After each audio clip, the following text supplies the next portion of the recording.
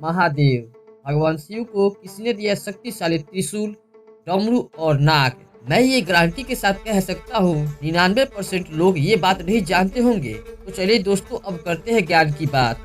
अगर अभी तक आपने हमारे चैनल को सब्सक्राइब नहीं किया है तो अभी कर ले। विश्व का कर कर शिव मैं हूँ, अंबर शक्ति का अवतार, उठे जल थल और अंबर से, और फिर बम बम भोले का जय जयकार उठे। हर हर महादेव। देव के देव महादेव, जिसने इस ब्रह्मांड की शुरुआत भी है और अंत भी।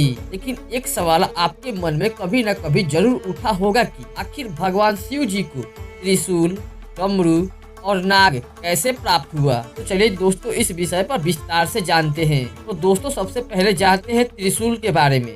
आखिर कैसे मिला शिव जी को उनका त्रिशूल? भगवान शिव जी सर्वश्रेष्ठ अस्त्र शस्त्र की ज्ञाता है।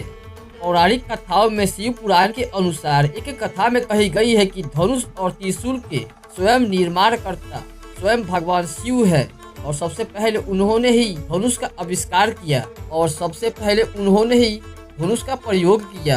लेकिन फिर भगवान शिव जी के पास त्रिशूल कहां से आया? शिव पुराण में इसके बारे में भी विस्तार से बताया गया है। कहा जाता है कि सृष्टि के आरंभ में जब ब्रह्मांड से शिव जी प्रकट हुए तो उनके साथ 3 गुण, जो कि रच, तंब और सत भी प्रकट हुए। यही 3 गुण शिव जी के 3 मूल, 3 शूल अर्थात त्रिशूल बने। इन तीनों गुणों के बगैर सृष्टि का सज्जन और उनमें सम्मजित से बैठा पाना संभव नहीं था।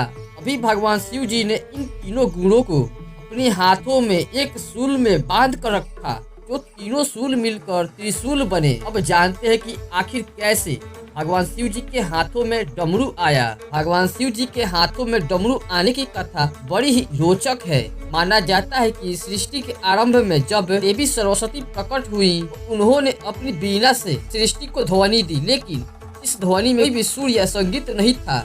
तभी उस समय शिव जी ने नृत्य करते हुए 14 बार डमरू बजाया और उस डमरू के सुर ताल संगीत से पूरी सृष्टि में ध्वनि का जन्म हुआ।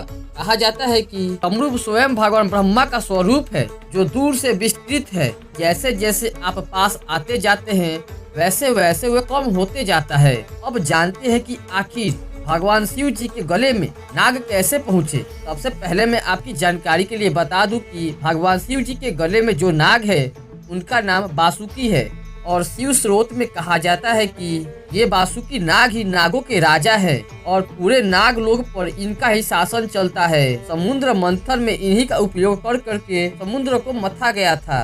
कहा जाता है कि बासुकी नाग भगवान शिव के परम भक्त थे और बासुकी नाग की तपस्या से प्रसन्न होकर शिव जी ने उन्हें नागलोक का राजा बना दिया था, और साथ ही उन्होंने अपने गले में एक आभूषण के तौर पर धारण भी कर लिया। तो दोस्तों, इस प्रकार से स्वयं महादेव को, यानी देवों के देव महादेव को डमरू, त्रिशूल और नाग प्राप्त हुए थे। आशा करता हूँ दोस्तों ये जानकारी आप सबको अच्छी लगी होगी, और वीडियो अच्छी लगी हो तो वीडियो को लाइक करें एंड चैनल को सब्सक्राइब करें।